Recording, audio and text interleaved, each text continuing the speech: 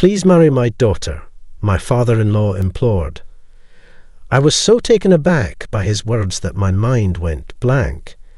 "Her, Mary, you mean me and your daughter Emily?" Emily is my ex-wife's sister. She's probably just graduated from college. When I met Emily, she was still in middle or high school, and I remember fondly how much I adored her.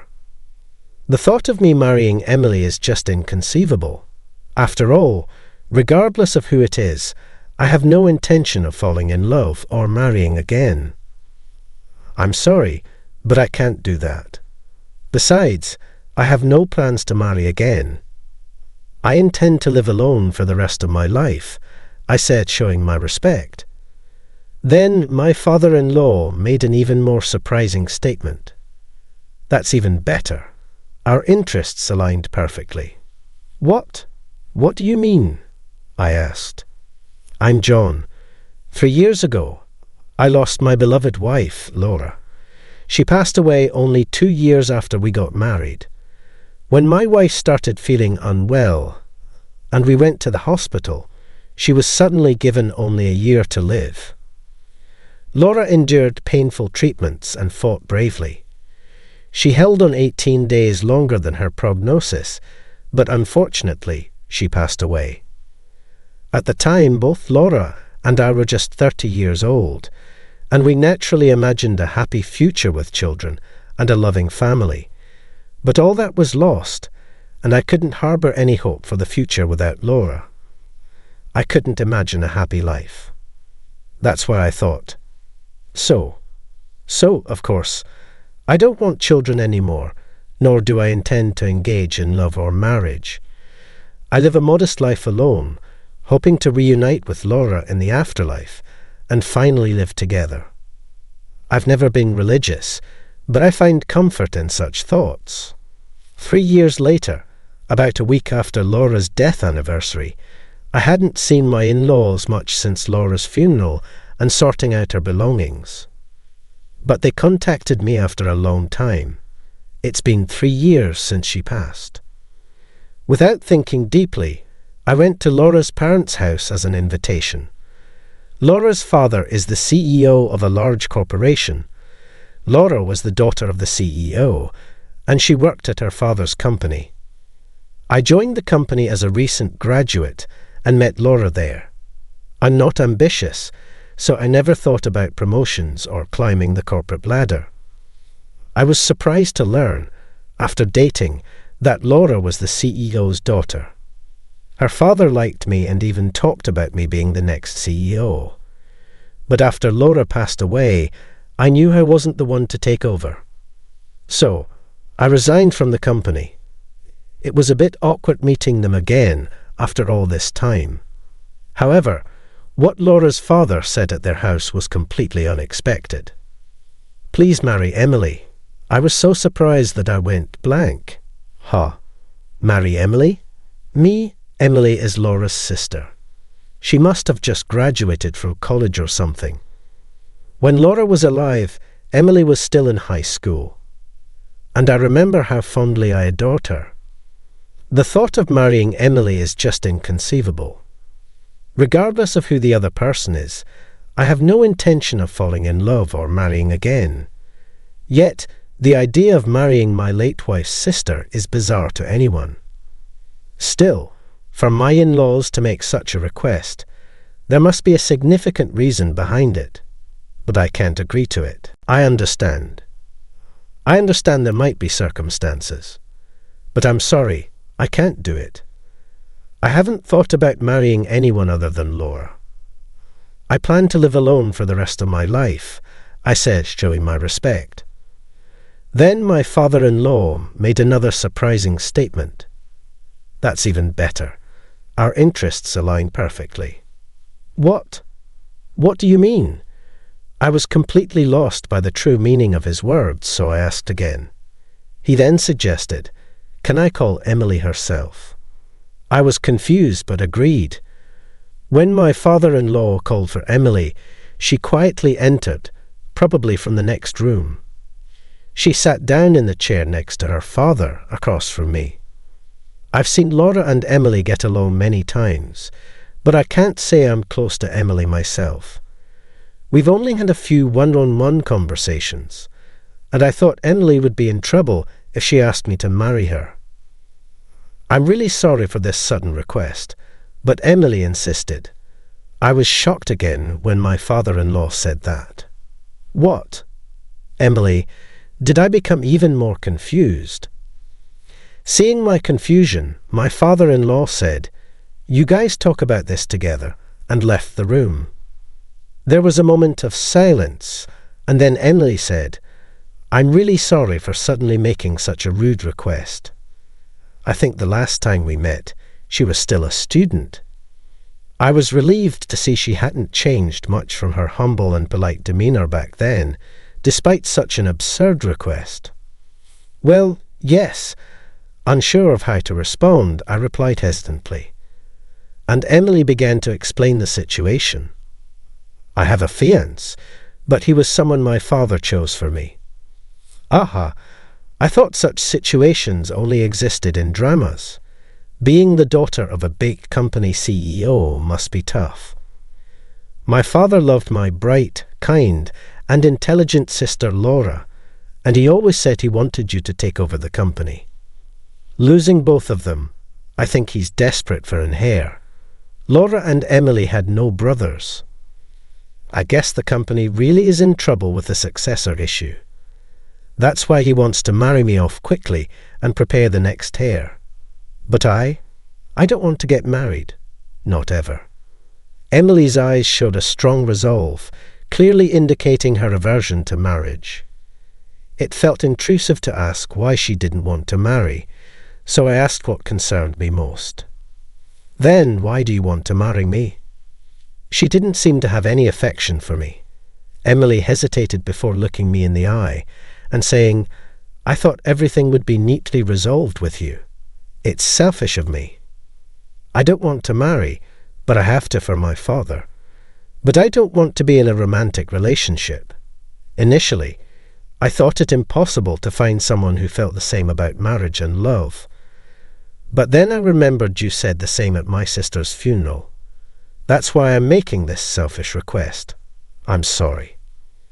I finally understood why I was being asked such an absurd thing.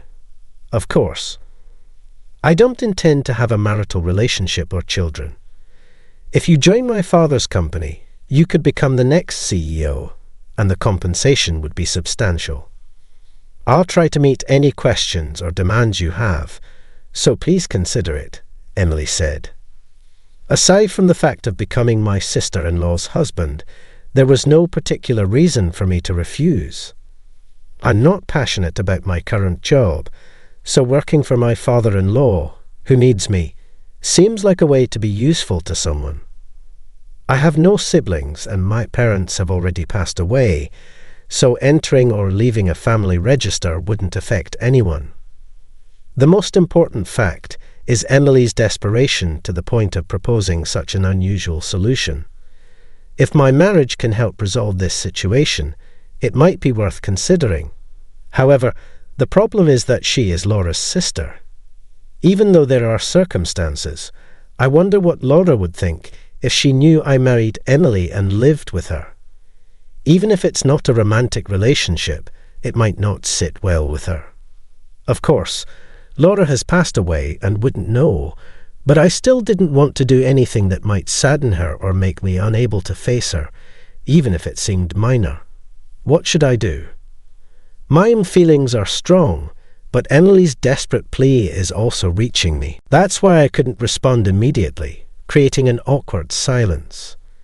Then Emily stood up, with her eyes filled with tears. "I know it's not something I should ask of my sister's husband, but please, I'm begging you," Emily said, her voice trembling. At that moment, I suddenly remembered seeing a similar scene in the past. Back then, still in her school uniform and quite innocent, Emily would cry so much she couldn't speak, and Laura would embrace and comfort her. Several times, Emily's expression would change, and then, always with a smile, she would say, "Thank you, sis," and leave, Remembering this, I finally made up my mind. If Laura could see us now, I felt like she would say, "I'm fine, so please take care of Emily. I understand. I'll accept it," I said. Hearing my words, Emily expressed her gratitude many times. And so I ended up living a married life with my deceased wife's sister, Emily. But in reality, it was nothing like a marriage. We would eat separately, do our own laundry and dishes. We set up a rotation for cleaning common areas, and since we both worked, there was no financial interference. It was more like sharing a room with a stranger. So we made thorough rules. "Thank you for accepting my proposal on her first day at our house," Emily said. Polly, then she went straight to Laura's altar and prayed for a long time. This was the house Laura and I lived in. The thought of living with Emily, whom Laura adored, made me wonder what Laura would think. That day took so long to move in and organize Emily's belongings that before we knew it, it was night. "I'm going to the convenience store, since we don't have much. Do you want me to buy anything?" I asked Emily as she was organizing her room. Suddenly surprised by my question, Emily seemed to accidentally bump her arm into the shelf. "Are you okay?" When I asked in surprise, she said, "I'm fine, sorry." Could you please get pasta for me?" Emily replied. Such casual conversations had ceased completely since Laura passed away. It was a bittersweet feeling, missing Laura and feeling lonely with someone who wasn't her. I decided to eat in the living room. After returning from the convenience store, it was awkward as we had hardly ever talked one-on-one. But avoiding each other by eating in separate bedrooms felt too blatant and disrespectful. While absent-mindedly eating my ready meal, I noticed what looked like a bruise on Emily's arm. "Is that from when you hurt yourself earlier? Are you sure you don't need to ice it?" Upon hearing my words, Emily quickly covered her arm with her sleeve. I felt something was off, but didn't think much of it at the time. Was it insensitive of me to bring up the bruise on a woman? I thought, deciding not to mention it again. However, Emily's puzzling behaviour continued. When Emily tried to do the dishes after dinner, I suggested, "I'll take care of it. You can continue with your room." As I turned around to switch places, Emily quickly covered her neck and turned toward me abruptly. Her expression seemed panicked and angry, so I involuntarily said, "I'm sorry." I reflected on whether my sudden approach had startled her. I thought I had maintained a proper distance, but I'm the one who should apologize. "Thank you for the dishes," Emily said quickly, and then rushed to her room. By this point, I already had a vague sense of unease, and that turned into certainty just before going to bed. After finishing my bath, my bedroom is right before the bathroom, so I could have gone straight to bed. But I thought it would be rude not to say anything, so I headed to the living room where Emily was. Emily was praying at Laura's altar, and seeing her devotion made me feel a bit warmer.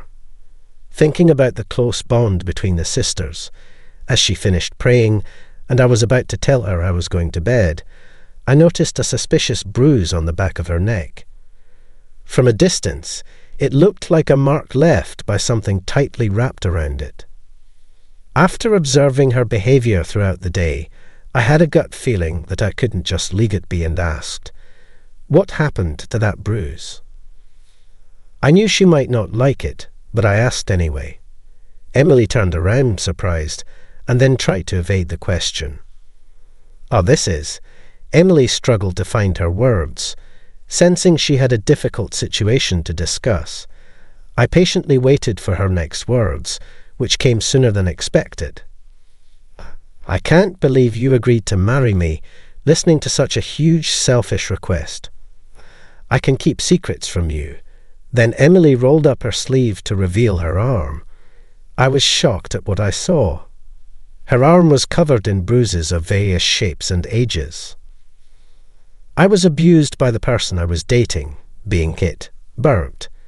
It was a daily occurrence, and I became used to it. I knew I had to leave, but I couldn't because I loved him. I grew to hate myself more and more for being so weak, Emily spoke painfully. And then I realized why she was so scared when I went behind her. It reminded her of her traumatic experiences, I thought. But I was dumbfounded when he dumped me so abruptly, saying he'd found someone else he liked. I endured so much pain just because I didn't want to be hated by him, yet to be let go so easily was a shock. More than anything, I was surprised by how sad I felt about the breakup, even though the days had been so tough, Emily continued. The range of negative emotions on her face was palpable: sadness, frustration, fear. It pained my heart to see her like this, so different from the smiling face she used to show Laura. Since then, I've tried to start new relationships for a friend's introduction, but I developed a fear of men. Even a slight touch from a man made me tremble with fear, and just talking to them would set my heart racing. I used to dream of a normal life, getting married, having kids, but now I realize those dreams might never come true.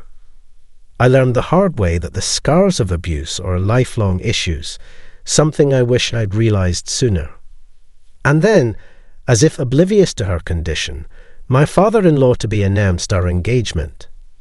The thought of marriage was impossible for her, with her fear of men. Indeed, in this situation, it would be unfair to the person she'd marry.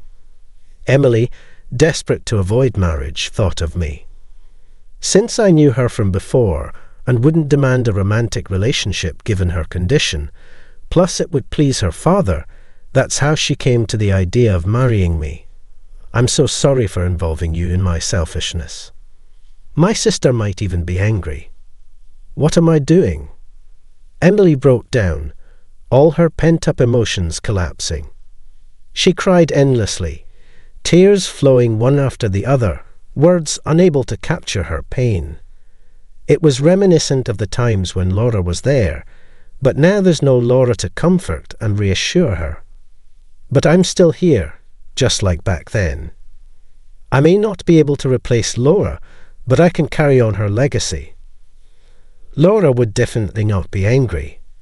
She always said she wanted to be on your side no matter what. I'm sure Laura still wishes for your happiness more than anyone else. It's true that Laura isn't here anymore, but her love for you hasn't disappeared. So, let's calm down and really think about what will make you happy, I said. Emily nodded through her tears as I spoke. Then, after she had calmed down, I made a confession. First of all, I hadn't registered our marriage yet. I showed her paperwork for the marriage, filled out and meant to be registered today. There was no rush, so I decided to bring it back home to make sure this was really what she wanted.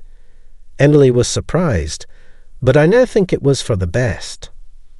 The wounds in your heart are immeasurable. Healing them might not be easy, but as long as you still have the true desire to someday marry someone you love and have children, I want to honor that wish. I'll do anything to support you as your brother-in-law, I said. Perhaps her true feeling had been buried under fear, haste, and consideration for her parents, but Emily's true hope was indeed here. Jess, thank you so much, Emily said, tears welling up again. Thus, Emily and I managed to avoid getting married at the last minute and started living new days. Of course, we stopped living together. We explained the situation to her parents. They understood, and Emily began visiting a clinic for mental health care. Although legally my marital relationship with late Laura had ended, the familial ties still existed. So, with her father's wish, I officially took on the role as the heir, being the husband of Laura. My stance of not marrying anyone but Laura hasn't changed, but now I have caring in-laws and a sister-in-law. Even though we're not related by blood, this alone has made me feel that I'm not living a life alone. At first, I thought marrying my late wife's sister was an absurd suggestion, but it's thanks to that proposal that I have this life now. Looking back, I think that it must have meant something. That's how I feel about it now. If Laura were looking down on us, I bet she'd say the same thing. It seems my mother-in-law got wind that we'd bought a house when she called out of the blue with a shocking proposal. On the other end of the line, I could hear my sister-in-law's amused laughter as my mother-in-law expressed her desire to move in with us. Does she think her laughter is unnoticed? Honestly, living with my mother-in-law and the rest of the family is the last thing I want. I thought my husband felt the same way, but now that they know about our new home, are they assuming that we'll all live together? The thought that my husband might agree with them fills me with dread, but I am determined not to give in to their plans. If they are trying to manipulate me, I'm ready to turn the tables. Reflecting on my past challenges, I vowed to get even. I am Nancy Deborah, 32 years old, and an employee at a major financial corporation. I married Mason 4 years ago. We haven't started a family yet for specific reasons, but it's a mutual decision we take seriously. Mason and I are dedicated to our careers, striving for progress every day. We plan to settle our professional lives first, then focus on building a home and a stable environment for our future children.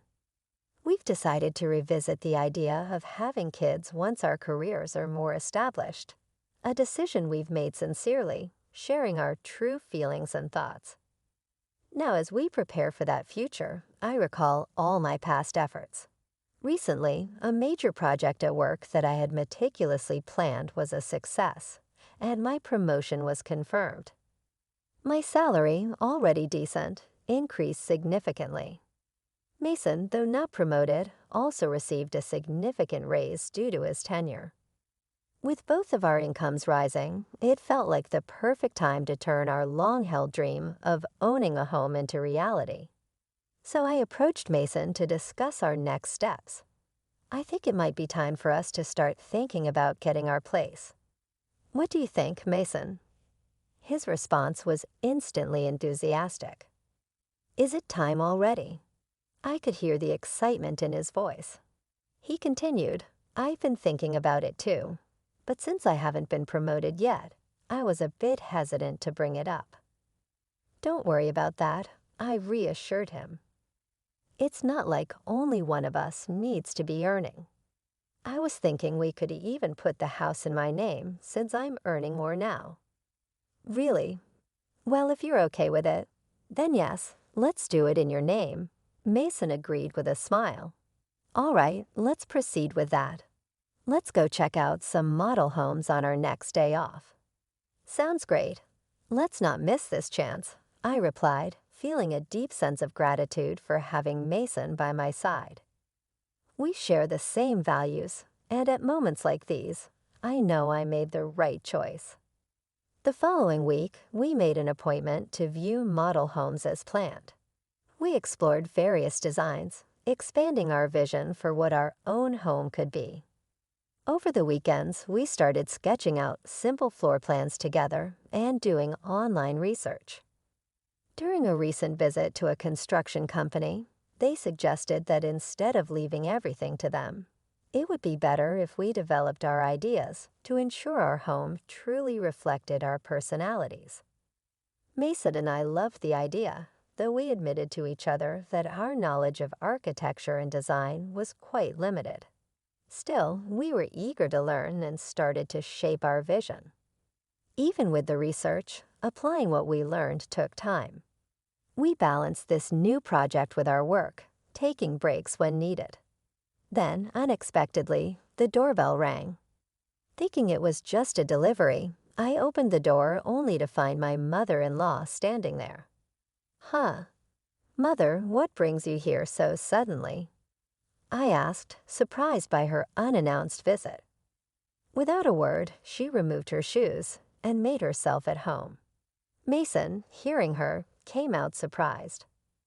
"Mom, what's up? Didn't Nancy tell you?" "I spoke to her about it a little while ago over the phone," his mother replied, looking a bit puzzled. Mason turned to me. "Maybe Nancy forgot to mention it." "That's not true, Mom," I interjected quickly. "It's not forgetfulness. I've just been incredibly busy with work. Nancy handles both her job and our household responsibilities, keeping her mind constantly buzzing with tasks." "You're such a thoughtful person, Mason. Your late father would have been proud of how you support her," my mother-in-law remarked with genuine admiration. Then she asked Mason, "Why did you come over today?" With a content smile, she pulled a travel brochure from her bag, spread it on the table, and pointed to a page marked with a post-it note. "Listen, Mason, I've always dreamed of seeing Niagara Falls. Would you take me there, please?"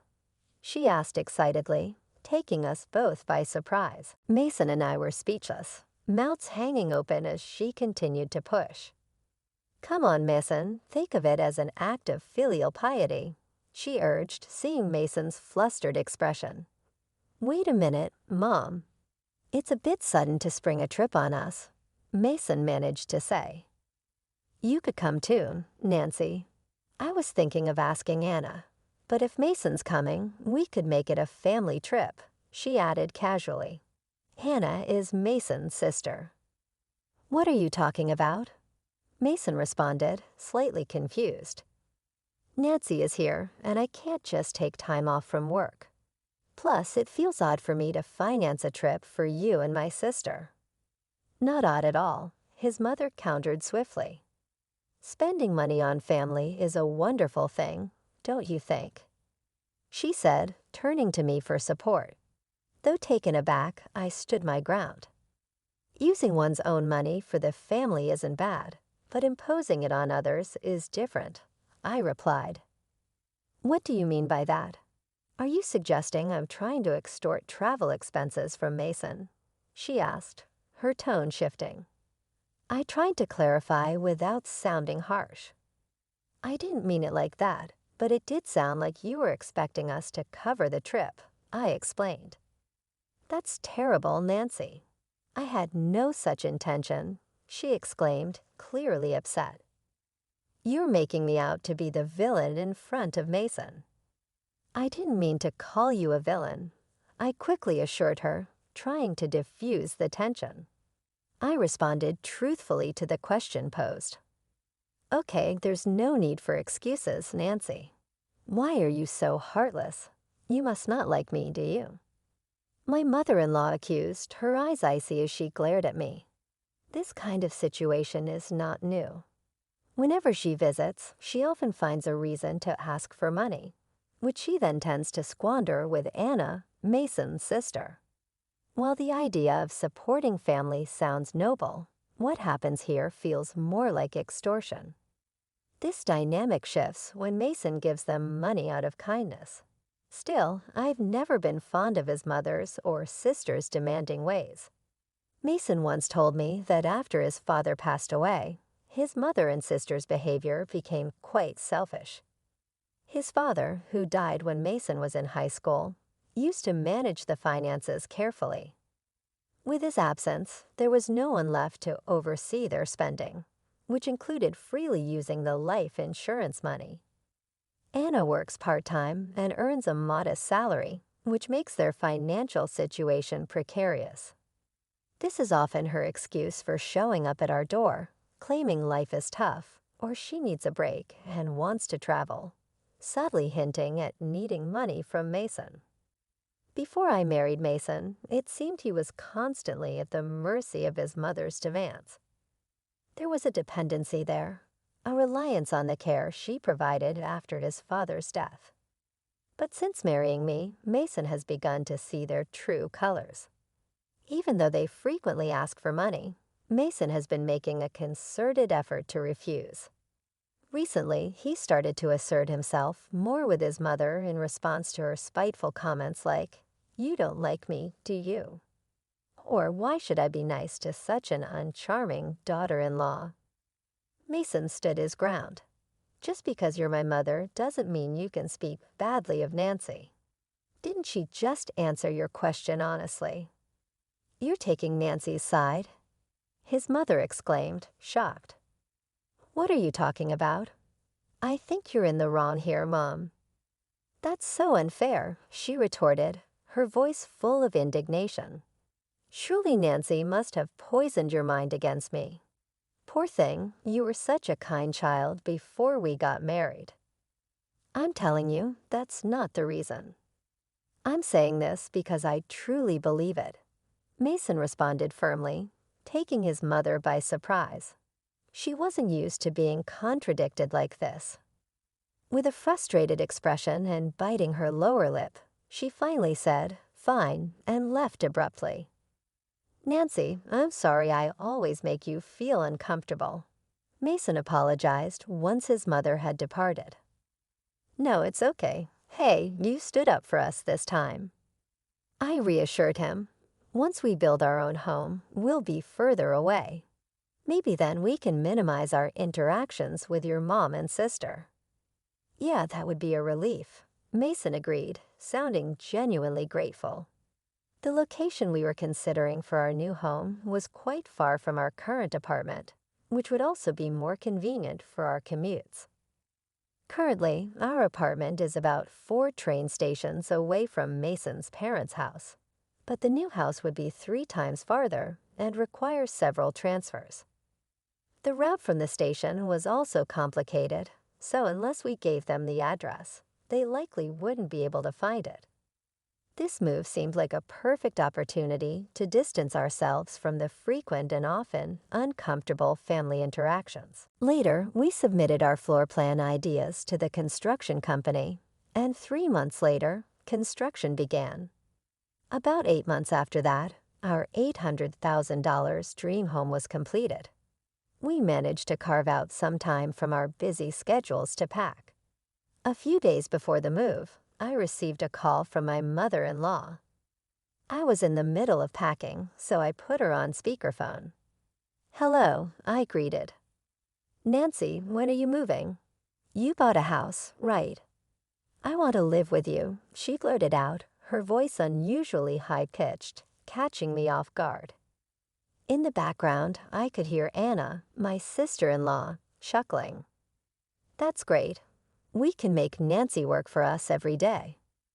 Mom, you came up with a good idea, she snickered. Did they think I couldn't hear them? It was clear they were planning to freeload off our move, imagining an easy life at our expense. Honestly, I had no intention of living with them, and I believe Mason felt the same way. However, discussing our new house with them might have led them to assume we would be living together. The idea that my dear Mason could be colluding with them worries me, but I am determined not to let them dictate our lives. It seems like they're trying to manipulate the situation to their advantage. If that's their plan, I'll have to be one step ahead. I informed them of our moving date, and immediately my mother-in-law and Anna responded with their plans. We'll come to your apartment in the afternoon on that day. Take us with you in the car and arrange the movers for us too, they demanded, then hung up. Of course, I had no intention of fulfilling their demands. Before I could discuss this with Mason, I turned around to find him already standing there. Mason, were you listening? I was about to take a break and talk to you about this. Was that Mom on the phone just now? He asked. Yes, I was going to talk to you about that as well. Why did you tell your mother about our new home? I questioned, a bit surprised. It's not quite like that, Mason explained. Last time Mom visited, she saw the floor plan of our new house lying around. She's been pestering me about it every day since, so I eventually gave in. Mason confessed, clearly regretful. Nancy, I'm sorry.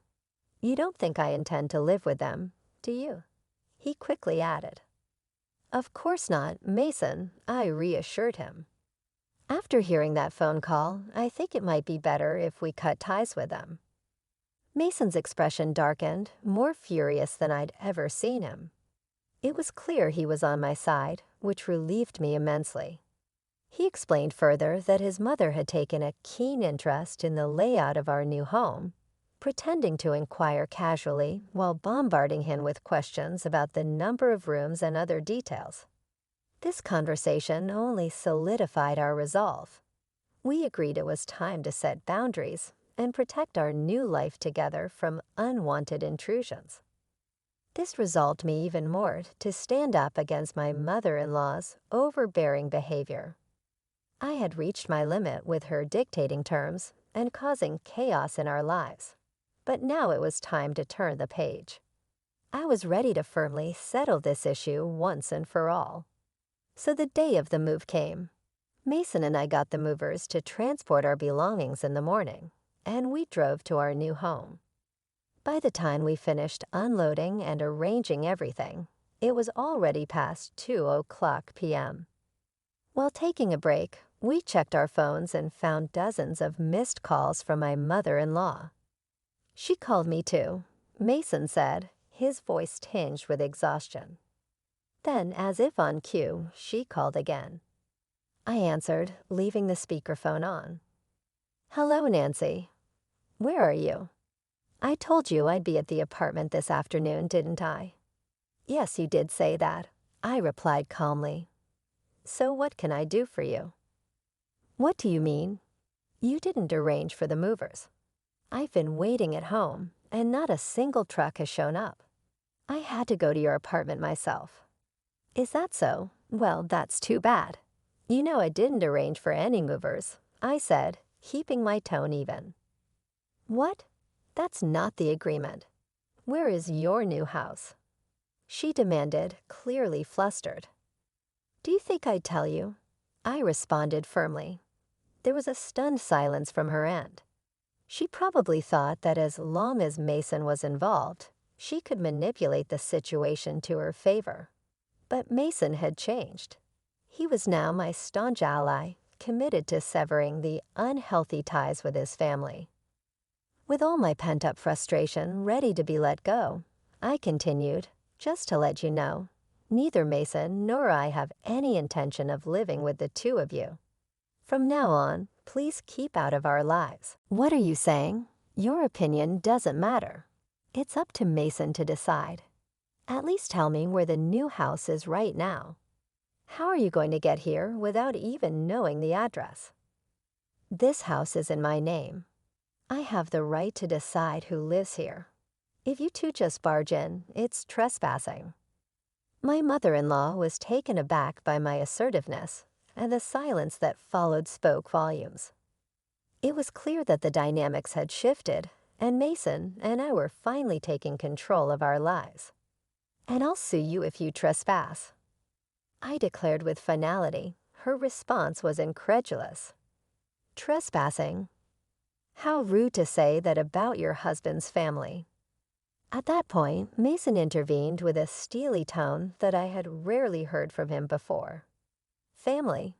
The family member I respected, my father, is gone. What remains now doesn't resemble the family I once knew." "What are you saying, Mason?" My mother-in-law faltered, her voice tinged with disbelief. "After that last phone call, I've had enough.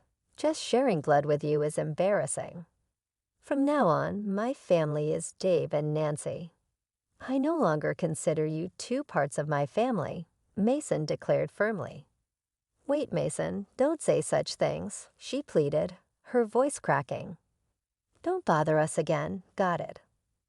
With that, Mason ended the call and didn't wait for her response. He quickly adjusted his phone settings to block her calls. "Hey, Mason, are you really okay with this?" I asked him, concerned yet supportive. "Yeah, I finally realized that Mom was just using me."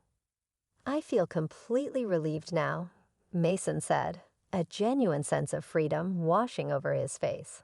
He looked truly relieved, finally free from the manipulative ties that had bound him. That was the turning point for us as a couple, successfully severing the unhealthy connections with my mother-in-law and her daughter. Following this, they were forced to adapt drastically. Mason ceased all support, cutting off their fallback option. Without Mason's assistance, they struggled financially. My sister-in-law's part-time income wasn't sufficient, and my mother-in-law, long a housewife, was compelled to find part-time work. Unaccustomed to the working world, she found it challenging and often faced disapproval at her new job. Meanwhile, Mason and I enjoyed a peaceful life in our new home. There were no more unexpected visits from my mother-in-law, and our lives were truly stress-free. I am endlessly grateful to Mason for believing in me and for his courage in cutting ties with his toxic relatives. Whatever challenges may come our way in the future, I trust that Mason and I will support each other and navigate through life together as a united team.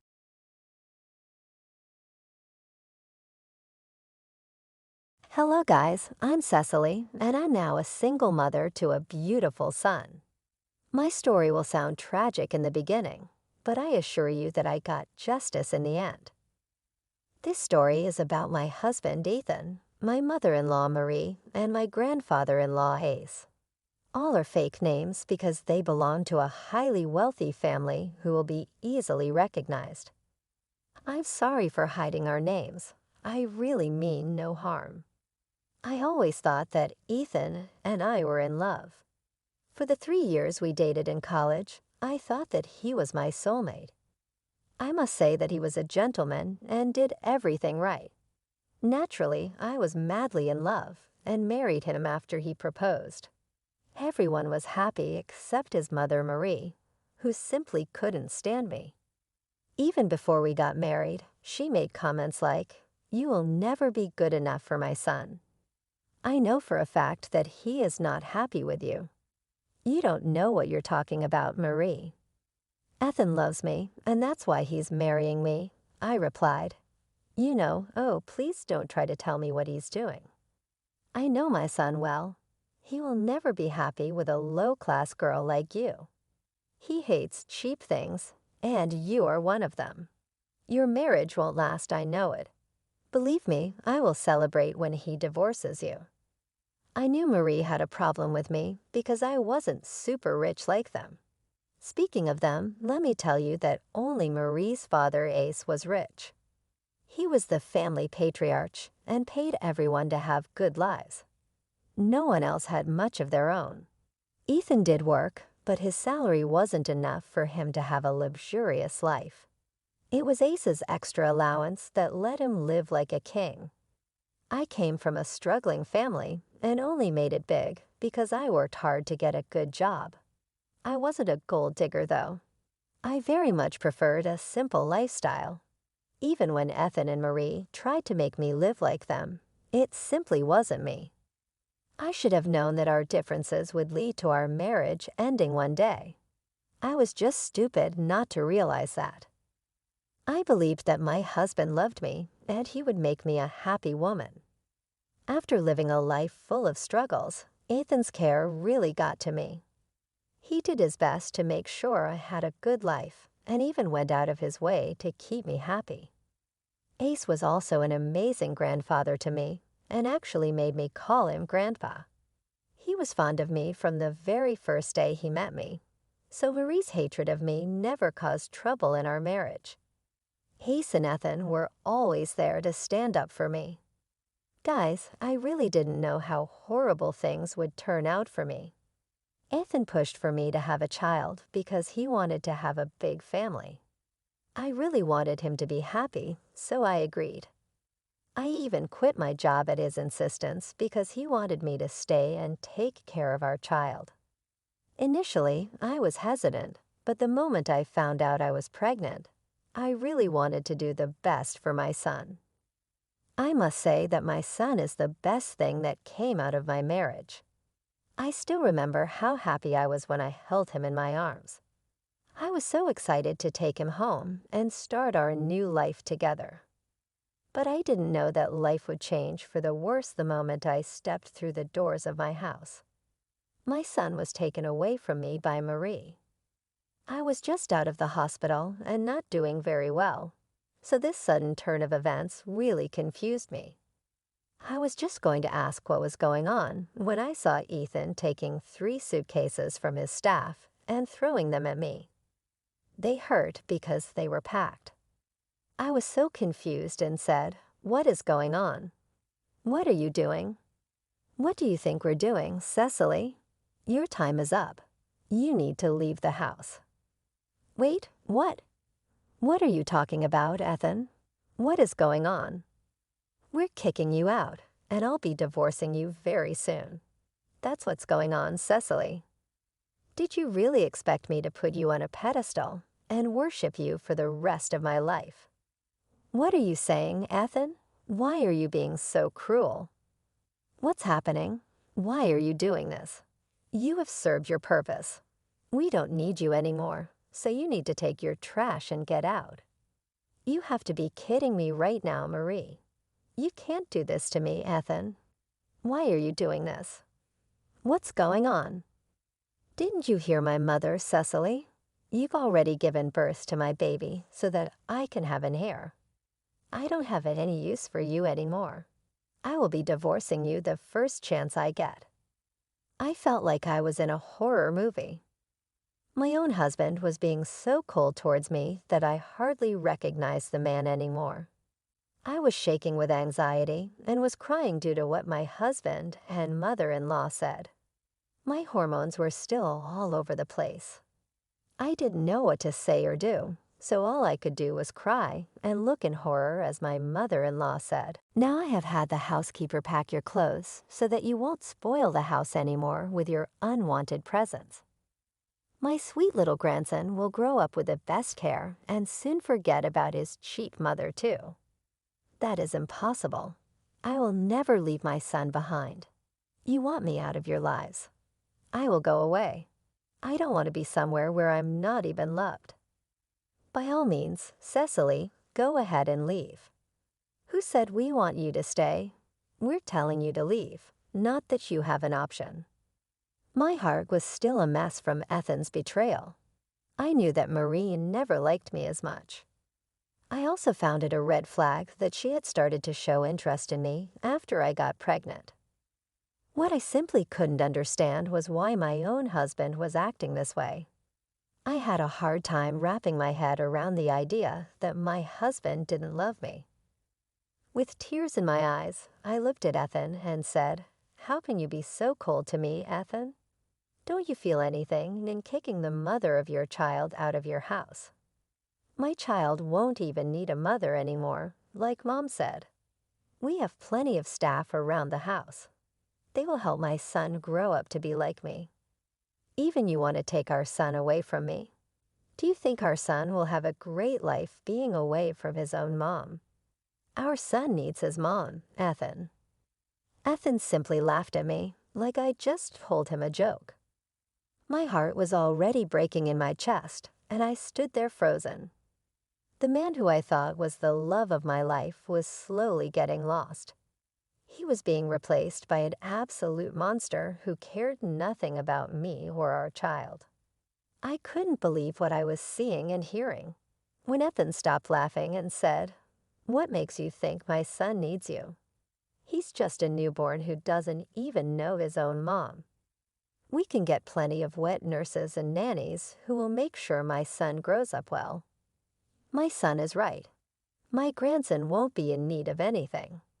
You are the last person who's fit to raise him anyway. You are a low-class woman who doesn't even know how to dress yourself properly. If I leave my grandson in your care, he will turn out to be a loser. Oh God, yes, I almost forgot what an embarrassment you were to me all these years. I would rather die than have my son go through those humiliating experiences like me." Ethan said those words with great distaste. It was like my husband was regretting all the years he spent married to me. His words conveyed that annoyance as well. I was so shaken that I didn't know what to say anymore.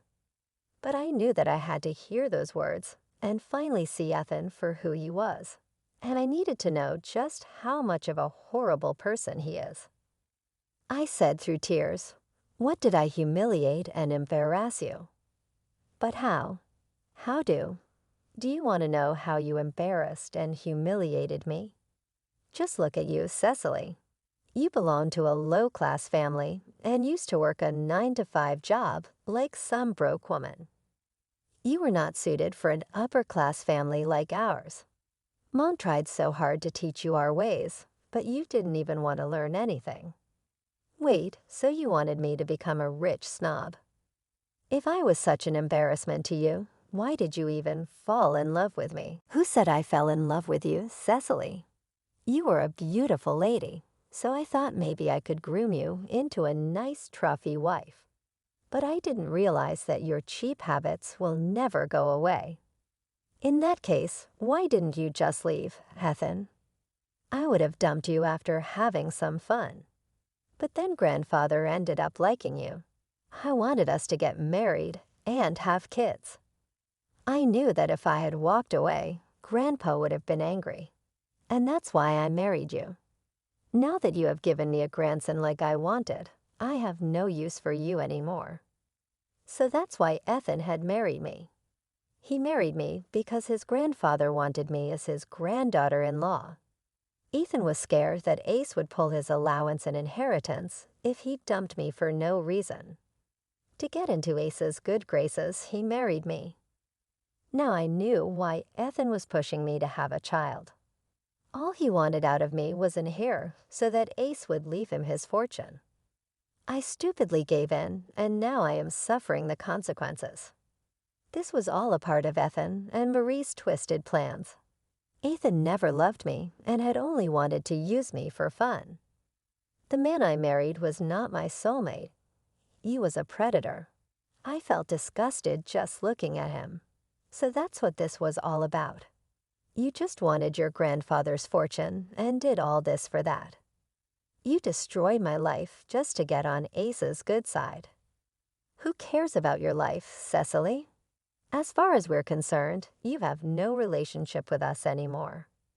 I'm still the mother of your grandson and am married to your son, Marie. You can't end relationships in one day. We're already working on that, Cecily. You don't have to worry about it. Our best lawyers are working on your divorce and the termination of your rights to my grandson. I will never let that happen.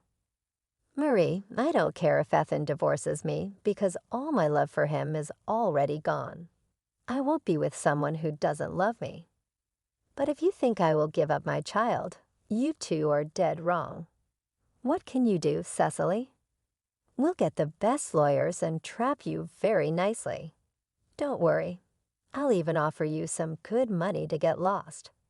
We will compensate you with what we think is reasonable. I suggest you just cooperate and do what we say. Otherwise, we will make your life a living disaster. Ian and Cecily were actually threatening me now. My emotions were now shifting from heartbreak and hurt to just raging anger. I looked at both of them who were looking back at me with smug expressions. Mary still had my newborn son in her arms, and I knew she wouldn't just give him back to me if I asked. I didn't want to fight her because I was weak, and she had more people on her side who would just drag me away before I could get my son. I didn't want to hurt my newborn in any way, so I refrained from trying to snatch him back. Instead, I calmly looked at them and said, "You two want me out of the house, right? Fine, I will leave. I will leave right now. But know this, I won't let you take my son away from me. We will see what you can do, Cecily. Once you tell people or lawyers who you're dealing with, no one will be on your side. I don't need to go to any lawyers for what I have planned, Marie.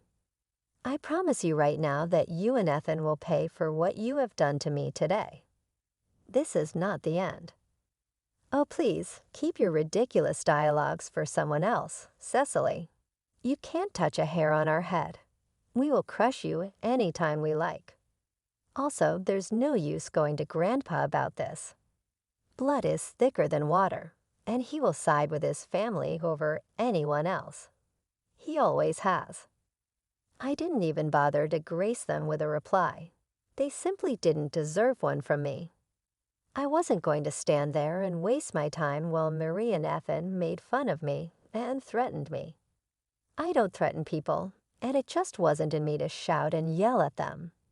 I was mentally and physically exhausted and worried about my child. I needed to preserve my energy to get back at them later. So I quietly collected my bags and left the house. Mary and Ethan actually followed me to make sure I had left for real. They didn't need to worry because I had no interest in staying around for their insults. My skin was already crawling with what they said, so I simply called an Uber and left. From the window, I could see Ethan and Marie hugging each other and giggling like it was the best day of their lives. They really did get what they wanted. They had an heir and also got rid of me like they had planned. However, what they didn't know was that I wasn't going to leave so easily. I wasn't giving up my son, and I definitely did want to teach them a lesson.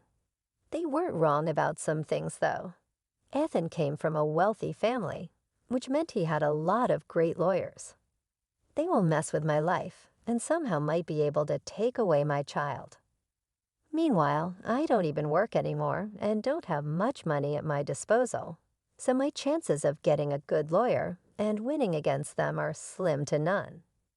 I knew that I needed someone's help if I wanted to come out on top, and Ace was my only option. I went straight to Ace's house with my stuff, and his staff let me in. I was a little nervous about approaching him because Ian's words were ringing over my head too. It was true that Ace places a lot of importance on family and would always put his family above anyone else. There was this small fear at the back of my mind that Ace would turn me away in favor of his family. After all, I'm a nobody like Marie and Ethan had said.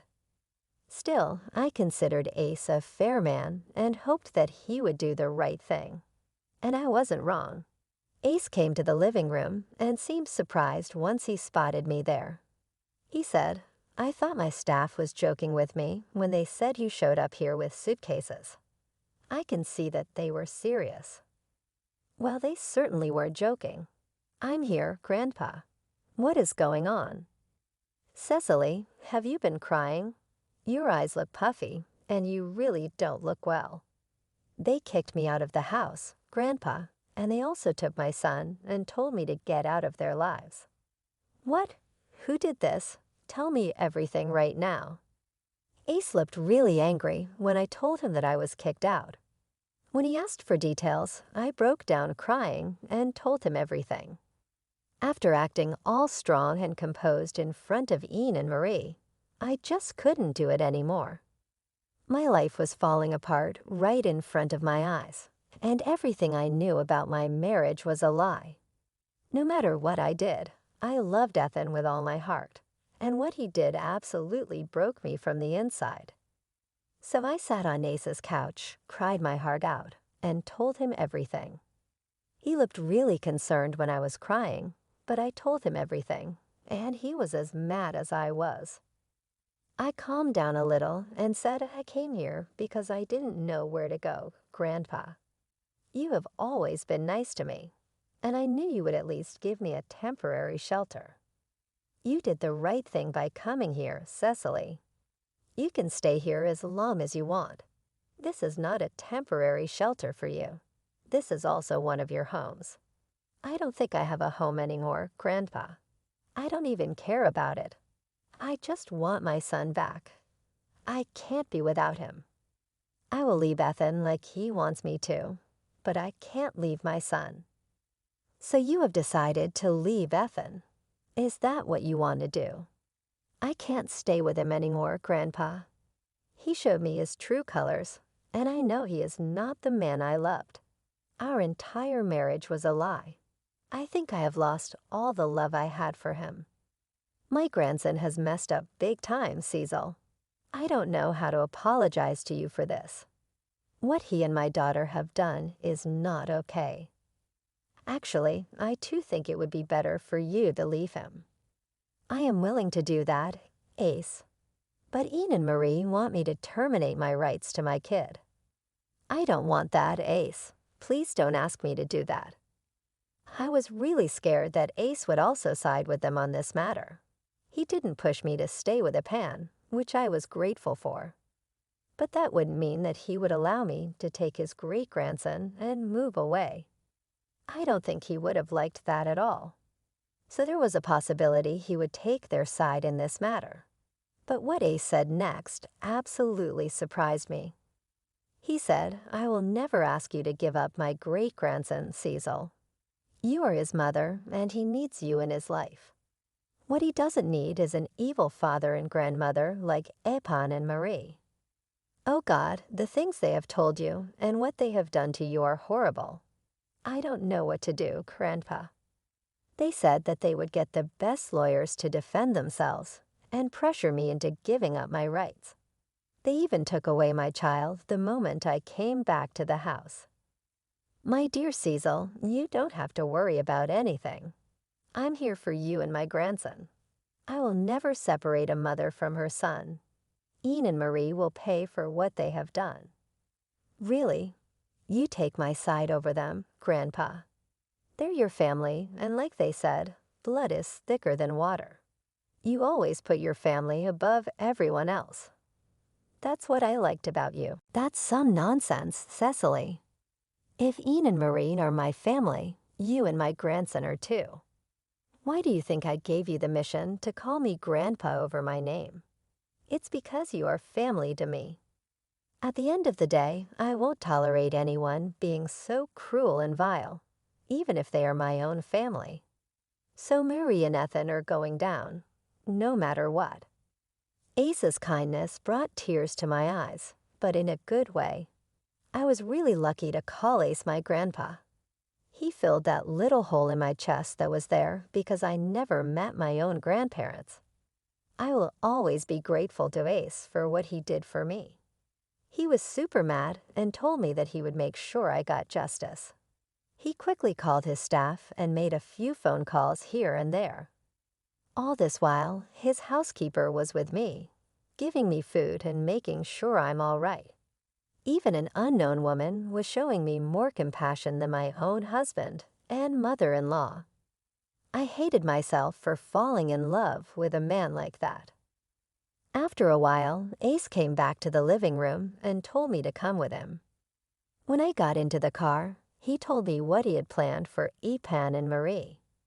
His plan was glorious, and I actually felt a little bad for what was about to come for them. Ian and Marie's lives were about to blow up for the worst. They are really going to pay. Ace and I were going over to the house to do just that. I walked up to the house, and the staff let me in because Ace was with me. Ian came stomping down the stairs to see why I was there. However, they started to shake when they saw that I had walked in with Ace. It was probably due to the fact that Ace was sporting a very angry face. That was enough to scare the life out of someone. Ethan and Marie nervously came down the stairs, but now with a fake pleasant expression on their faces. It was a total failure because their nervousness was shining through. Anyway, they said, "Hey, Dad, what are you doing here? You should have called. We would have prepared lunch for you." "Do I look like I'm here for lunch, Marie? Why on earth did you kick out your daughter-in-law? And what am I hearing about taking away my great-grandson from her?" There was also something mentioned about a divorce. Care to explain that, Ethan? "I don't know what you're talking about, Grandpa," Ethan replied. "Cecil left out of her own accord. She said that she doesn't want to be a mom or wife anymore. We didn't do anything." "That's right, Dad," Marie chimed in. "Cecily walked away on her own, and now she's spreading lies about us. I always knew she wasn't a good fit for the family, and now you know what kind of a horrible woman she is." So that's how they had planned to twist the narrative to make me the villain. I was so shocked that they came up with such a horrible plan. For a minute again, I thought that Ace would believe them. I think even Ethan and Marie thought that Ace would believe them, but they were left flabbergasted by what happened next. Do you think I don't know what goes on in this house? Do you think you can manipulate me with lies? Ace's voice thundered. Dad, we're not lying to you. Shut up right now. I don't want any filthy lies coming out of your mouth. Have you forgotten the fact that this house is in my name? The staff here are on my salary, so they tell me everything that happens around here. You know everything, Ethan stammered. Yes, I know everything that you two have tried to do, Ace declared. Did you really think I would let you two off the hook so easily after you manipulated me and Cecily? I can't believe this, Grandpa. Please, you have to understand, Ethan pleaded. I don't love Cecil. I only married her to make you happy, Ethan confessed. Marie interjected. Oh, don't worry. I know all about how you had planned to use and discard Cecil, but only marry her because you didn't want to risk losing your inheritance. You think that was a noble thing to do, Ethan. Is that the values I taught you? Perhaps it was your good-for-nothing mother who made you this way. Dad, I didn't. Marie attempted to speak, but was cut off. Did I give you permission to talk? Ace's tone was sharp. Marie and Ethan were now seriously scared, while Ace was still very, very angry. I was having a good time watching them being scolded by Ace. It was glorious to watch, but I knew it was just the start of the show. Ace continued to berate Ethan and Marie for a good hour, to the extent that they were reduced to tears. He reminded them that they were both under his mercy because they lived on his money. When he was done, Ethan was literally on his knees, begging for forgiveness, while Mary was crying like a child. I'm so sorry, Grandpa, Ethan said. I can see that I made a big mistake. I was just overwhelmed and made the wrong decision. Yes, we're sorry, Dad, Mary added. We truly recognize our mistakes. We shouldn't have separated a mother from her child. Cecily can move back here if she wants to. I don't think any of this is your decision to make, Ace retorted. You two are no one to allow her back into the house, because this house is mine. Plus, it's up to Cecily to decide if she wants to stay married to an imbecile like you, Ethan. What do you say, Seth? Do you forgive them? Ace looked at me as if wanting me to make a decision for him. I knew well enough that if I said no, there would be dire consequences for my husband and mother-in-law. But I didn't want to say yes, because I didn't want those two evil people in my life anymore. I knew that their remorse was only on the surface level, and God knows what they would do if I gave in again. So I calmly looked at Ace and said, no, I don't think I can forgive them, Grandpa. Plus, they haven't even asked for my forgiveness. I'm asking you for forgiveness right now, Cecily. Please forgive me, Ethan pleaded. Yeah, we made a huge mistake, dear. We are family, so let's just look past this one time. I'm sure we will have a stronger bond after this, Marie added. Don't even bother with lies anymore, guys. You know what you two are.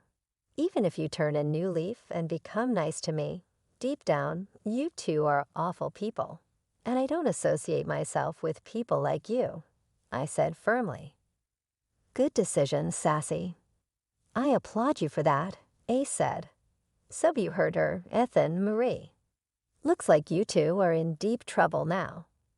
You need to vacate this house right now so that Cecil and my great-grandson can stay here. You're kicking us out. You can't do that to us, Dad, Ethan protested. My staff has already started to pack your bags on my order. I will have you two thrown out, just like you tried to throw out Cecily. Oh, one other thing, you can kiss your allowances goodbye. I won't be wasting any more money on imbeciles like you, Ace declared. Ethan and Marie absolutely cracked up when Ace made his decision. They begged and pleaded with him for mercy, and even begged me for forgiveness. They knew then that only I had the power to sway Grandpa Ace from his decision. Ace was in a horrible mood and kept berating them, no matter how much they begged for forgiveness. Ultimately, the house staff came down with their stuff, which Ace threw at them and told them to get out. Seeing Ace so angry, they quickly left before he could publicly make a scene by having his staff escort them out. I don't know where Ethan and Marie went after this. What I do know is that they kept blowing up my phone with apologies and sometimes nasty messages. They desperately wanted to come home and make things better with Ace, but he was definitely not having it. They kept crying, pleading, among other things. They even tried to recruit family members who strictly denied them help because of Ace. So they were left to fend for themselves. Eventually, Ethan and I divorced, and he lost custody of our son. I was happy because I didn't want his evil dad to raise him.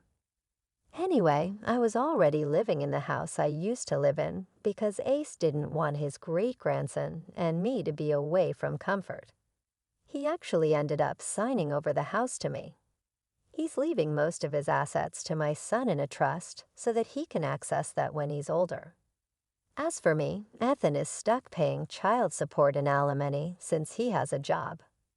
It's not much for me because Ace also gives me an allowance, but it is a lot for Ethan, who now has to support his mother and live on a small income. The way Mark and I met could have been ripped straight from a rom-com, a chance encounter at a mutual friend's barbecue, complete with spilled drinks and awkward apologies.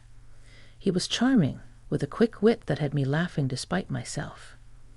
Before I knew it, we were inseparable, our love story unfolding with an ease that felt like destiny. Our wedding was a dream, a simple yet heartfelt ceremony surrounded by those we loved. Mark, with his career and finances on the rise, was the picture of success. His insistence on a prenuptial agreement was just another part of our planning, a practical step, he said, given our differing financial situations. I didn't mind. My love for him wasn't measured in dollars and cents. Carol, Mark's mother, was a tougher nut to crack. She looked at me like I was an unwelcome guest, her coldness stark against the warmth Mark and I shared. But love has a way of making you overlook the small stuff, and I was too happy to let her disapproval dampen my spirits. Even when we faced the heartbreaking news of Mark's infertility, my love didn't falter. If anything, it deepened. I threw myself into making our house a home, filling it with warmth and love, buying appliances and furniture with my own savings to create a cozy nest for us. But as the years passed, the warmth between us cooled, replaced by a chill I couldn't shake. Mark's demands grew, his once loving requests turning into cold commands. "Make sure breakfast is on the table before I leave, Jenna," he'd say, his voice void of the affection that used to lace his every word. And dinner? It had to be fresh, no matter how late I worked, as if my job at the Department of Health and Human Services was just a hobby compared to his high-flying career. I'd wake before dawn, bleary-eyed but determined to cook his breakfast. Then, after a long day's work, I'd rush home, racing against the clock to whip up a gourmet meal that might bring back the husband I once knew. But it was never enough. He took my efforts for granted, never once uttering a thank you, only reminding me that I should be grateful for the roof over my head, his roof. Our conversations, once filled with laughter and shared dreams, now were battlegrounds, his words cutting deeper each time. "This is my house, Jenna, don't forget that." He'd snap whenever I dared to suggest anything might be amiss. Each day, as I moved through our home, touching the pieces of our life I'd built with love and care, a thought began to take root in my mind. What if I were alone? The idea, once unthinkable, now felt like a bomb. My love for Mark had been replaced by a weary resignation, worn down by his indifference and coldness. One evening, as I sat at the kitchen table staring at the empty chair across from me, the realization hit me hard. I no longer recognized the man I had married, nor did I see the woman I had become in his reflection. The love that had once been my guiding light had faded, leaving behind a longing for peace, for a life where my efforts were seen, my presence valued. As I turned off the lights and headed to bed, the silence of the house a stark reminder of the distance between us, I couldn't help but wonder, would I be better off alone? The thought was a whisper in the dark, a question I wasn't quite ready to answer. But with each passing day, the whisper grew louder, a call to find myself again, to reclaim the life and love I deserved. Lately, it's like I'm living with a stranger, not the man I married. Mark's been on my case for everything. The house not being spotless, the dinners being too repetitive. It's like nothing I do is ever enough. I've been finding solace in solo trips to the mall, picking out new furniture and gadgets for our home, trying to fill the void with material things. But even that joy is fleeting when I come home to his coldness. It hit me hard when I realized Mark hadn't put a single penny into our joint account for months. All the expenses, mortgage, utilities, groceries, have been coming out of my paycheck. So one evening, I decided it was time to confront him. I waited until he was settled in his armchair, flipping through the channels, and I brought it up, trying to keep my voice steady. Mark, we need to talk about the finances. You haven't contributed to the joint account in months. I've been covering everything, I said, hoping for some understanding, maybe even an apology. He barely glanced at me, his eyes still on the TV. And it's my house, you're just living in it. Why should I pay for your keep? He shot back, his words sharp as knives. I couldn't believe what I was hearing. Your keep, Mark? I'm your wife, not some tenant. I've been paying for everything, trying to make this house a home for both of us, I argued, feeling my temper rise. He snorted, a sound that made my skin crawl. Look, Jenna, you're making a big deal out of nothing. If you don't like it, maybe you should just leave. But we both know you've got nowhere to go, he said, turning back to his show. I was seething, hurt, and angry, but before I could respond, his phone rang. It was his mother, Carol. Jenna, you need to stop this nonsense and start showing some gratitude. Mark's been too good to you, and here you are acting like a freeloader. Carol's voice was like a slap in the face. I was so shocked I barely managed to grab the phone and hang up. I can't believe you and your mother calling me a freeloader in my own home, I said, my voice shaking with emotion. Mark just shrugged, unfazed. Well, if the shoe fits. That night, I lay in bed staring at the ceiling, feeling more alone than ever. The thought of divorce crept into my mind again, more persistent this time. But where would I go? I had no apartment, no real savings of my own. I felt trapped in a life that no longer felt like mine, married to a man who saw me as nothing more than a burden. The next morning, I woke up to an empty bed and a heavy heart. As I made my way through the silent house, every room echoed with the remnants of last night's fight. I knew something had to change, but the fear of the unknown, of starting over from scratch, was paralyzing. Sitting at the kitchen table, sipping my coffee alone, I realized I had to make a decision. Do I stay in this loveless marriage, playing the role of the grateful freeloader, or do I take a leap into the unknown, hoping to land on my feet? The answer wasn't clear, but one thing was. I couldn't go on like this. The breaking point had been reached, and it was time to choose my path. That day at work was a marathon, one meeting after another, no end in sight. I glanced at the clock, knowing Mark would be fuming. Just my luck, I muttered under my breath, finally grabbing my phone to give him a heads up. The moment he picked up, I knew I was in for it. This is your problem, Jenna, not mine. You should have been here cooking dinner, not playing around at work. Mark's voice roared through the phone loud enough for the whole office to hear. My cheeks burned as I quickly ended the call, avoiding the curious glances from my colleagues. By the time I got home, it was late, way past our usual dinner time. The house was dark, silent, but the moment I stepped in, Mark was on me like a thunderstorm. "Where have you been? A good wife would have had dinner waiting. What are you even good for?" His words were like daggers, each one slicing through the last bit of patience I had. I was tired, emotionally drained, Mark. I had to work.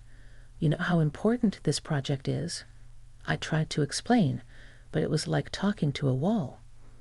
A bad wife and a terrible hostess. That's what you are, he continued, his voice reaching a pitch I'd never heard before. You know what? I've had enough. Pack your things and get out of my house. I stood there, shocked, as he shoved the divorce papers in my hands. You'll be homeless without me, he said with a cruel laugh. Something inside me snapped. All the years of bending backward for him, trying to be the perfect wife, vanished. Living in a shelter would be better than enduring one more day with you. I shot back, my voice steadier than I felt. Without another word, I signed the papers, my hand not shaking even a bit. I packed my things into a suitcase, the weight of my decision settling in as I looked around the house, our house. It no longer felt like home.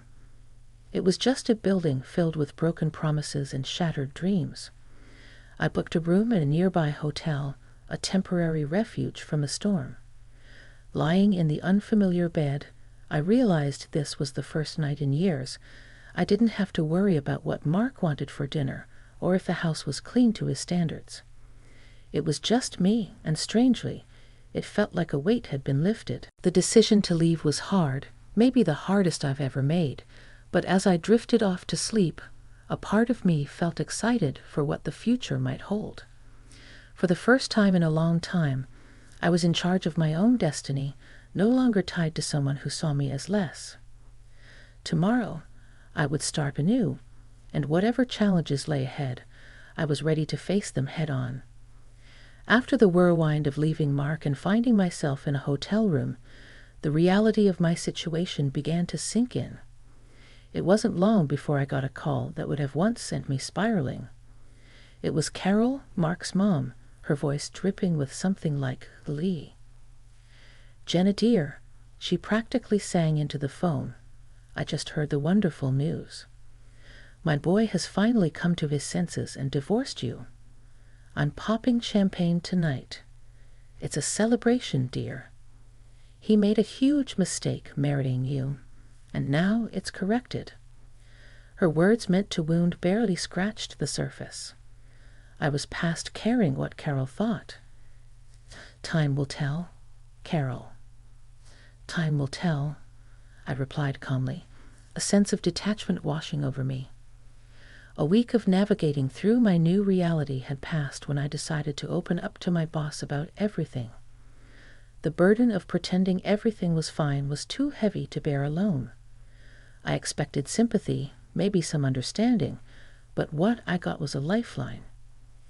"Jenna, I'm so sorry you're going through this, but there might be something that can help," she said, her tone shifting from comfort to businesslike.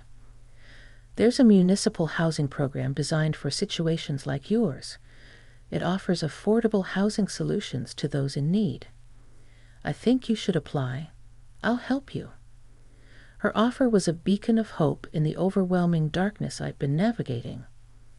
With her guidance, I applied for the program, and to my surprise, I was accepted. The relief was immediate. It was like I could finally breathe again. Now I'm renting a small apartment. Modest, but mine. It's quiet, peaceful. A stark contrast to the life I left behind. There's no need to tiptoe around in the mornings. No ungrateful husband to cook for or clean up after. It's just me. And it feels liberating. Sitting in my new living room surrounded by boxes yet to be unpacked, I couldn't help but reflect on the journey that led me here.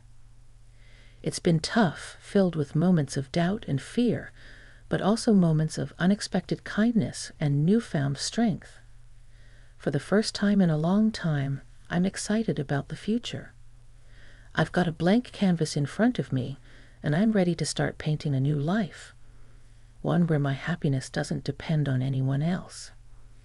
It's a new beginning, and I'm here for it, ready to see where this next chapter takes me.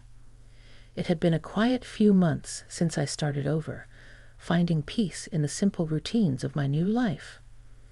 Then one afternoon, as I was enjoying a rare moment of calm, my phone erupted into a cacophony of rings.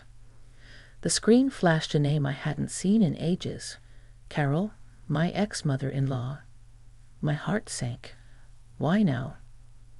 Bracing myself, I answered. Hello, Jenna. You need to come back to Mark this instant. Carol's voice screeched through the speaker, so loud I had to pull the phone away from my ear. I sighed. Carol, why would I ever do that? The question was rhetorical, more for myself than for her. Because he's in trouble, that's why. That fool of a son of mine bought shares years back, took out loans, and now he's up to his neck in debt. It's a disaster, and you need to help him sort it out. Her voice was a mix of anger and desperation. I couldn't help but laugh, not out of amusement, but sheer disbelief. Help him, Carol. Do you remember the prenup? The one Mark was so eager to have. It says clearly that I'm not responsible for his debts. And let's not forget, we're divorced. His financial mess isn't my problem.